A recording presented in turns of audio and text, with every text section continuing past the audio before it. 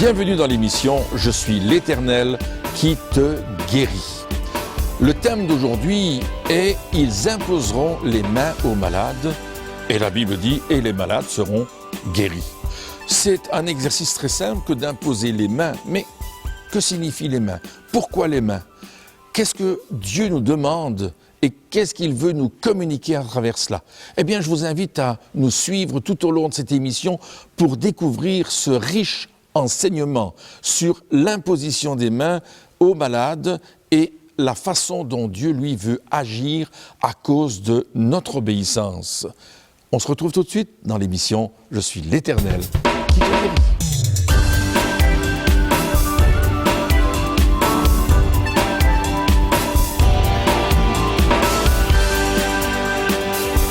Bien soyez les bienvenus dans cette émission. À nouveau, attendez-vous à des grandes choses, car le thème que nous allons développer aujourd'hui sera « Ils imposeront les mains aux malades et les malades seront guéris ». Alors, vous allez avoir des prédicateurs, des chanteurs, vous allez voir des témoignages, des choses extraordinaires, mais le plus important, c'est vous, chers auditeurs, qui êtes là à nous regarder. Soyez les bienvenus et les bienvenus au milieu de nous.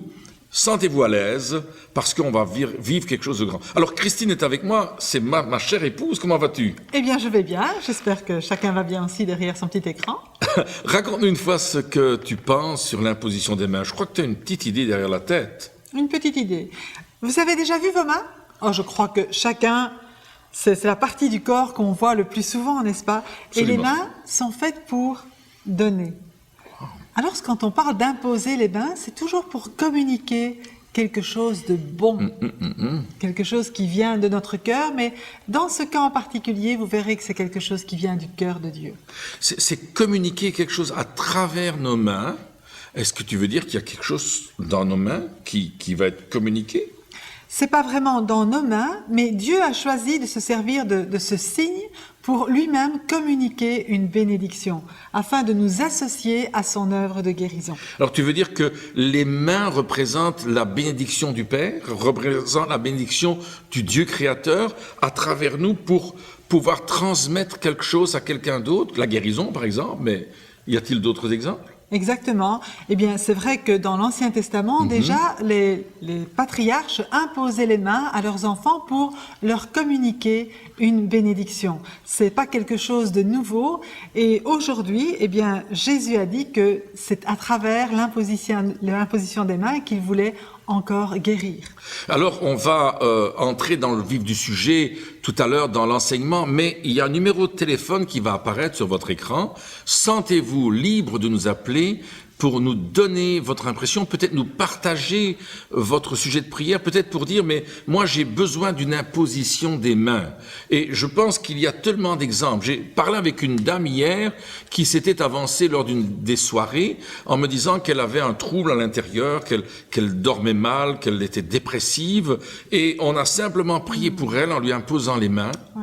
Et elle nous a témoigné que sa dépression nerveuse était complètement parti, complètement libre de la dépression nerveuse. Et simplement, qu'est-ce qui s'est passé? Eh bien, dans le nom de Jésus, j'ai obéi à ce que la Bible disait. Ils imposeront les mains aux malades et les malades seront guéris. Et dans ce cas-ci, j'ai touché cette femme en signe de l'amour de Dieu, en signe d'affection, en signe de bonté de la part de l'Éternel. Ouais. Et j'ai dit, Seigneur, ce que tu as fait à la croix, je te demande que par ton Saint-Esprit, tu le communiques à cette personne. Et là, cette dépression nerveuse dont elle souffrait depuis des années est complètement partie. Il n'est plus rien resté, Christine. Mais c'est merveilleux. C'est extraordinaire. Ouais. Et elle rendait témoignage de cela, que comment Jésus l'avait touchée à travers nos mains. C'est ce qu'il veut faire à travers les mains du corps de Christ, à travers les mains de l'Église, à travers les mains des hommes et des femmes de Dieu qui vont prier pour vous. En Europe, on a commencé à ouvrir des chambres de guérison. Ces chambres de guérison ont pour origine un Américain qui s'appelait John G. Lake et qui, au début du XXe siècle, a ouvert lui-même ces chambres de guérison à Spokane et qui invitait les gens malades à venir chez lui. Et plusieurs chrétiens ensemble, ils étaient là, oui. Et ils priaient pour la personne en lui imposant les mains, en lui expliquant ce que la Bible disait là-dessus. Et beaucoup étaient guéris et je crois qu'il a eu plus de 100 000, entends bien, 100 000 guérisons attestées médicalement, que ces gens étaient venus et étaient complètement libres, simplement parce qu'ils avaient obéi à Dieu en posant les mains sur les malades au nom de Jésus. Alors, c'est pas nous qui guérissons, c'est l'œuvre parfaite de Jésus qui va être communiquée et qui va toucher les personnes, qui va vous toucher aussi. Et c'est pourquoi vous pouvez aller dans une église, dans votre église, là où ils pratiquent l'imposition des mains et recevoir la guérison, recevoir cette guérison extraordinaire. Mais nous allons y revenir bientôt dans l'enseignement qui va suivre. Alors soyez attentifs, prenez votre Bible déjà, préparez-la, parce qu'on va entrer dans le vif du sujet et on va partager ce qu'est l'imposition des mains aujourd'hui dans votre vie et comment vous pouvez vivre ces choses, ce que la Bible en dit et comment effectivement l'imposition des mains apporte la guérison.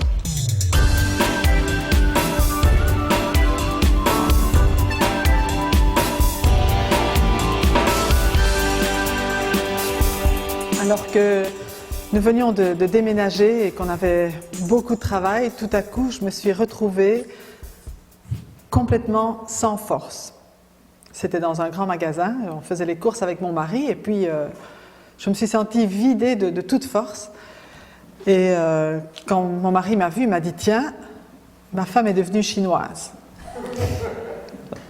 J'étais effectivement toute jaune et lorsqu'on est allé chez le médecin, il a décelé une hépatite virale.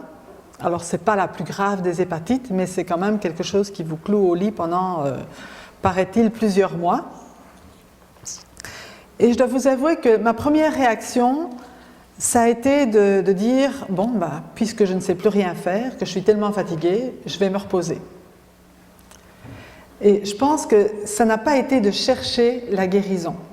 Alors, il y avait beaucoup de travail autour de moi, et directement, les chrétiens se sont mis à prier, à intercéder. Mais je vous dis, moi, j'étais déculpabilisée, je disais, ok, je vais prendre un peu de repos. Et je vous dis ça parce que c'est important, lorsqu'on vient à Dieu, ou bien qu'on prie pour la guérison, de vouloir la guérison. Et de la vouloir autant que Dieu la veut pour nous. Nous avons vu hier que Dieu veut guérir. Mais est-ce que nous voulons être guéris? Amen. Amen. Souvent, Jésus s'est approché des malades et il a dit, mais qu'est-ce que tu veux que je te fasse? Ou bien, veux-tu être guéri? Ce n'est pas toujours une évidence. Parfois, quand on est malade, ou quand les personnes qui vous entourent sont malades, ils vont trouver des avantages à être malade. Je ne sais pas comment ça se passe au Québec, mais chez nous, il y a la mutuelle qui intervient, on peut être payé pendant un certain temps sans devoir travailler, des choses comme ça. Et il y en a qui ne tiennent pas à perdre ces avantages. Ou bien qui veulent bien être guéris un petit peu, mais pas tout à fait, parce qu'après ils devront recommencer une vie normale. Et je pense que là, il y a vraiment l'important de se mettre d'accord avec Dieu pour dire « Ok, Seigneur, toi tu veux me guérir, mais moi aussi je veux être guéri. » Et tant qu'on n'aspire pas pleinement à cette guérison, on ne peut pas recevoir ce que Dieu nous donne. Et pour moi, ça s'est passé comme ça. Tant que je n'avais pas un désir, et plus qu'un désir, une volonté d'être guéri, je n'arrivais pas à m'approcher de Dieu pour recevoir la guérison. Comprenez cela? Alors pendant les 2 premières semaines, je me suis laissée vivre et j'ai dormi beaucoup. Et puis quand même, les personnes de l'église venaient faire le ménage parce que je ne me levais pas, hein, je restais au lit, je ne pouvais pas faire à manger, je ne pouvais rien faire, mes enfants étaient là et heureusement qu'on avait des sœurs dans l'église qui venaient aider. Mais après 2 semaines, je me suis dit quand même maintenant, ça commence à faire long, j'ai envie de pouvoir être guérie, donc je vais demander qu'on prie pour moi. D'autres l'avaient déjà fait, mais cette fois-ci, je dis, ok, je vais m'approcher, je vais demander aux anciens de venir, de moindre d'huile. Et là, je me suis rendu compte d'une chose, c'est que je croyais que Dieu pouvait me guérir, mais que je n'arrivais pas à avoir la foi pour être guérie. Vous comprenez ce que je veux dire?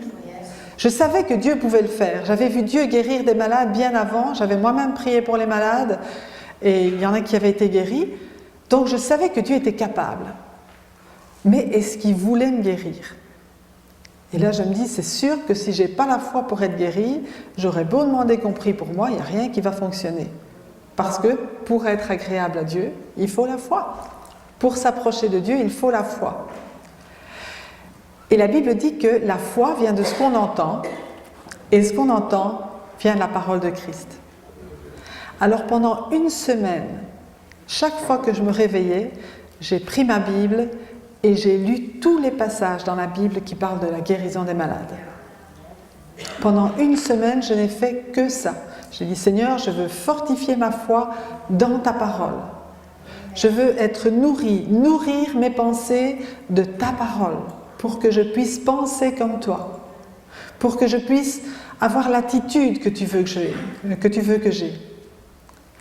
Et je m'apprêtais à demander aux anciens à venir le dimanche suivant, mais lorsque je me suis réveillée le dimanche matin, donc ça a pris une semaine, le dimanche matin, je me suis réveillée avec une certitude dans mon cœur. C'était plus « je crois que je suis guérie » ou « je crois que Dieu va me guérir ». C'était « je sais que je sais que je sais que je suis guérie parce que Jésus a pris cette maladie sur la croix et que maintenant je peux vivre en bonne santé ». Vous m'auriez dit « t'es pas guérie, t'es encore jaune, il n'y a rien qui se passe », je ne vous aurais pas cru. Parce que je savais dans mon cœur que j'étais guérie. Vous comprenez cela? Je n'ai pas eu besoin de regarder dans la glace, mais je savais que j'étais guérie. Je me suis levée et je suis descendue à la cuisine, parce que chez nous, les chambres sont à l'étage. Et mon mari était là, et puis je lui dis « Chérie, je suis guérie ». Il me dit « Waouh !» Et il m'a préparé un petit déjeuner. Il faut savoir que quand on a un problème de foie, parce que l'hépatite c'était quelque part comme une grosse crise de foie, le chocolat belge, il ne vous dit plus rien. En fait, non seulement il ne vous dit plus rien, mais le plus loin possible de moi, je ne pouvais même plus le voir. Le café, les Belges aiment beaucoup le café pour déjeuner, et même pendant la journée, l'odeur du café me faisait tourner le cœur. Je ne le supportais pas. Et quand j'ai dit à mon mari, chérie, je suis guérie, il m'a dit, eh bien, je vais te préparer ton petit déjeuner. Une bonne tasse de café bien fort et des tartines avec la pâte chocolat, pâte à tartiner chocolat, et il en a mis une bonne couche. Il m'a dit, maintenant tu manges et tu bois. Amen. J'ai mangé, j'ai bu. Je n'ai plus jamais rien eu. Amen. Alléluia, on applaudit le Seigneur. Dans Hébreux chapitre 11, verset 1, il nous est dit que la foi, c'est une ferme assurance des choses qu'on espère et une démonstration de celles qu'on ne voit pas. J'avais reçu la foi de Dieu. J'avais reçu la ferme assurance de ce que j'espérais, la guérison, mais c'était devenu une assurance dans mon cœur et ça s'est démontré lorsque j'ai pris mon petit déjeuner.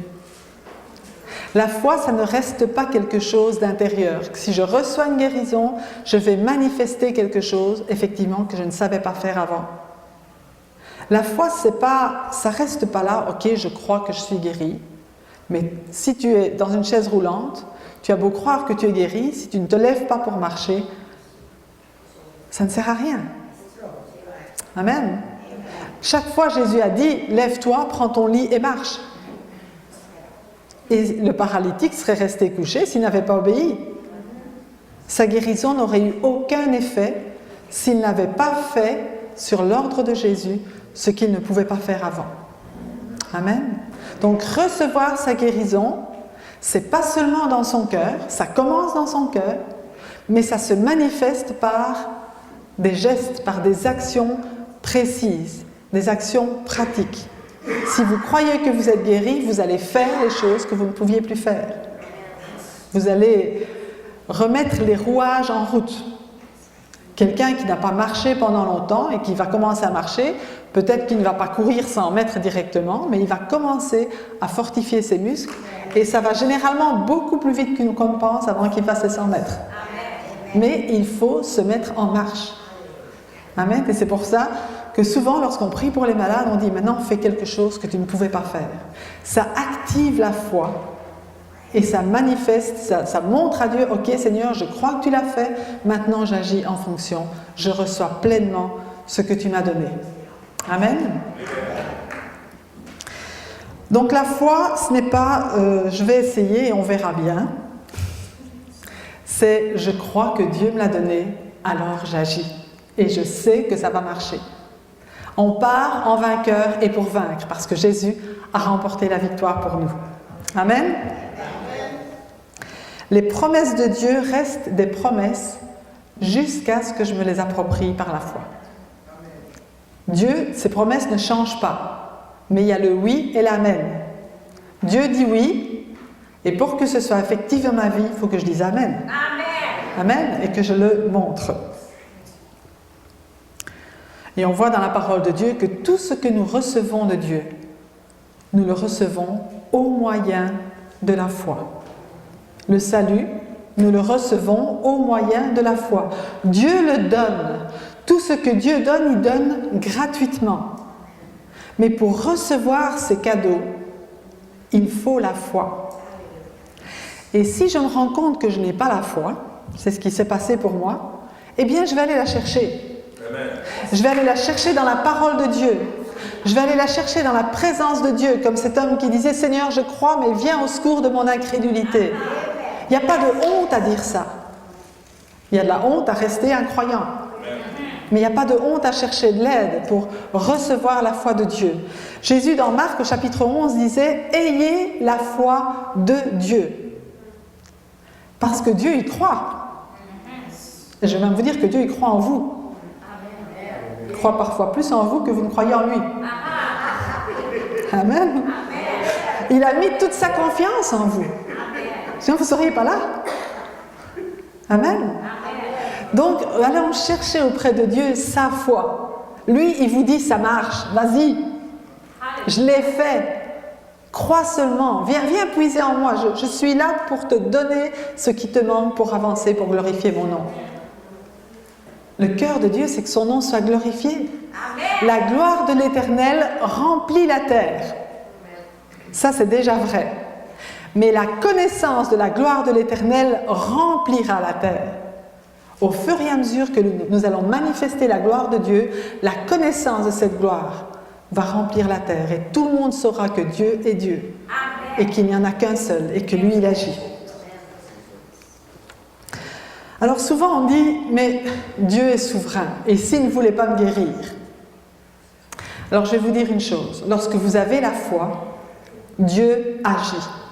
Nous avons vu que dans le Nouveau Testament, chaque fois que quelqu'un s'est approché de Jésus avec la foi, Dieu l'a guéri. Il a dit, ta foi t'a sauvé, ta foi t'a guéri.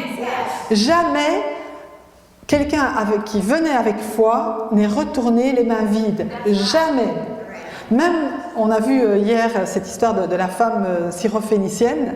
Jésus disait, mais c'est pas bon de manger le pain des enfants. Mais sa foi était telle qu'une miette de la puissance de Dieu était suffisante pour guérir, pour délivrer sa fille. Et devant cette foi-là, Jésus a dit, ok, ta foi t'a guéri ta fille, vas-y, elle est guérie, c'est terminé. Donc, quand on s'approche de Dieu avec la foi, on reçoit toujours ce qu'on vient demander.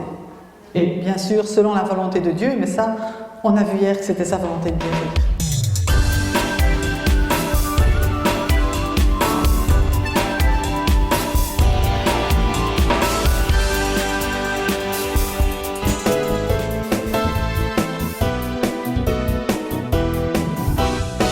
Nous servons le Dieu de victoire, nous servons le Dieu de victoire, nous servons le Dieu de victoire qui nous conduit au combat.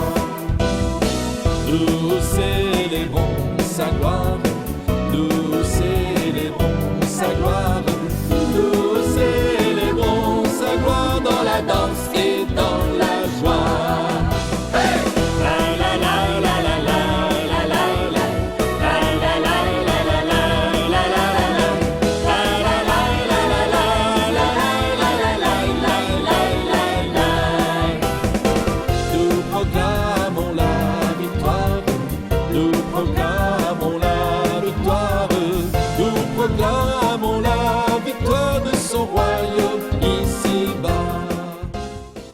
Si vous désirez en savoir davantage sur la vie de Jésus-Christ, Pasteur Pierre et Christine Beumier vous offrent tout à fait gratuitement ce livre intitulé « Mes premiers pas avec Christ ». Sa lecture fortifiera votre foi et vous fera entrer dans les merveilleuses promesses de la parole de Dieu. Devenez partenaire du ministère de Pierre et Christine Beumier. Aidez-les par vos dons à porter la bonne nouvelle du Christ ressuscité jusqu'aux extrémités de la terre. Avec votre don, recevez le DVD de l'enseignement du mois. Communiquez-nous vos sujets de prière et notre équipe se fera une joie d'intercéder avec vous et pour vous. Faites-nous parvenir votre courrier, soit en nous écrivant l'adresse suivante: Apollos, boîte postale 23, 7022 Lyon, Belgique, ou en visitant notre site www.apollos.eu. Lorsque j'étais dans le beau pays de Haïti, je me suis rendu dans la ville de Hinche. Et là, nous avons eu une grande réunion, un grand rassemblement. Et il y avait un homme qui était sur la plateforme. Et cet homme-là avait la vision tellement faible qu'il ne voulait même pas m'accompagner pour descendre en bas de la plateforme pour que je prie pour lui où les autres gens étaient. Et sur cette plateforme-là, j'ai prié pour cet homme-là. Et cet homme-là, miraculeusement, Dieu a touché sa vision. Et devant la foule qui était présente, il a lu dans la Bible Louis II, écrit en petits caractères devant la foule qui était présente. Et notre foi nous amène la victoire lorsqu'elle est mise en Dieu. Dieu n'a pas de favori. Qu'est-ce qu'il a fait dans le passé? Il veut le faire pour chacun de vous. Si tu crois, tu verras la gloire de Dieu.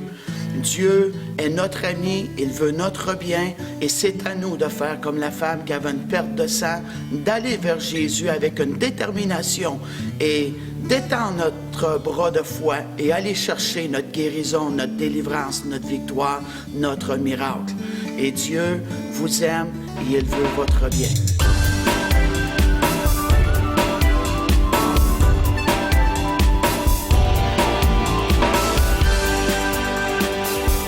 Comme je vous l'ai dit précédemment, nous parlons maintenant de ce thème « Ils imposeront les mains aux malades et les malades seront guéris ». C'est une parole que Jésus a donnée. Je vais demander à Christine de nous la lire dans l'Évangile de Marc au chapitre 16 et à partir du verset 15e, je pense. Alors Christine, si tu veux nous le lire. Oui.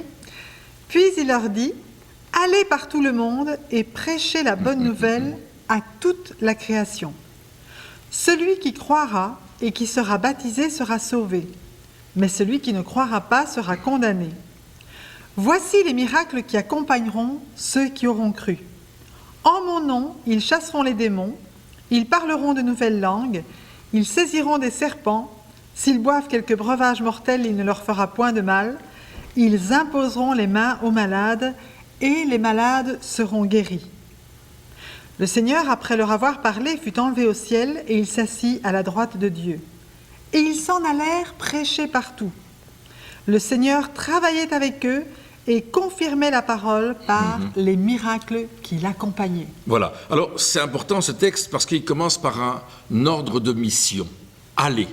L'imposition des mains, c'est pas simplement, on va faire l'imposition des mains, on verra bien ce qui va se passer. Non, non, ça suit un ordre de mission qui va être d'annoncer la bonne nouvelle du salut, d'annoncer la bonne nouvelle du royaume de Dieu, d'annoncer l'importance de connaître l'œuvre parfaite de Jésus. Et c'est là que les disciples vont partir et qu'ils vont aller dans différents endroits prêcher la bonne nouvelle de Jésus-Christ, partager le témoignage de ce que Christ a fait, et avec la prédication de l'Évangile, ils vont prier pour les malades, ils vont prier pour les personnes qui ont des problèmes, ils vont leur imposer les mains, et là, comme nous avons vu dans ce texte de Marc 16, à la fin, Jésus était avec eux et chaque fois qu'il faisait ce travail, il y avait une bénédiction extraordinaire à cause de l'imposition des mains. Mais Jésus lui-même a montré cet exemple. Et j'aimerais lire un texte dans l'évangile de Luc au chapitre 13 et à partir du verset 12. Il y a une femme qui est dans la synagogue et qui est courbée. Elle est courbée depuis 18 ans. Et elle est là dans cette synagogue, elle est présente à un endroit où on parle de Dieu. Tu te souviens de ce récit, hein? Et elle est vraiment... tout ce qu'elle voit, c'est ses pieds. Tout ce qu'elle voit, c'est la pointe de ses chaussures parce qu'elle ne sait pas marcher autrement. Et là, je vais vous lire le texte. Jésus vit la femme, il lui adressa la parole et lui dit « Femme, tu es délivrée de ton infirmité. » Oh, Jésus va donner une parole d'autorité. Il va lui dire « Tu es délivrée. » Il lui imposa les mains. À l'instant, elle se redressa et glorifia Dieu. Et nous avons souvent vu ce genre de choses arriver lorsque nous pratiquons le ministère, lorsque la parole de Dieu est prêchée, lorsqu'elle est annoncée, nous imposons les mains aux gens et les personnes sont guéries, les personnes sont transformées. Et peut-être vous êtes là chez vous aujourd'hui et vous avez un de ces problèmes. Et vous aimeriez tellement qu'on vous impose les mains, qu'on vous touche. Peut-être on va faire un pas de foi à la fin de ce programme, où vous allez simplement toucher votre récepteur TV comme un geste, un signe de foi, en disant « Je veux recevoir cette imposition des mains, je veux être guéri ».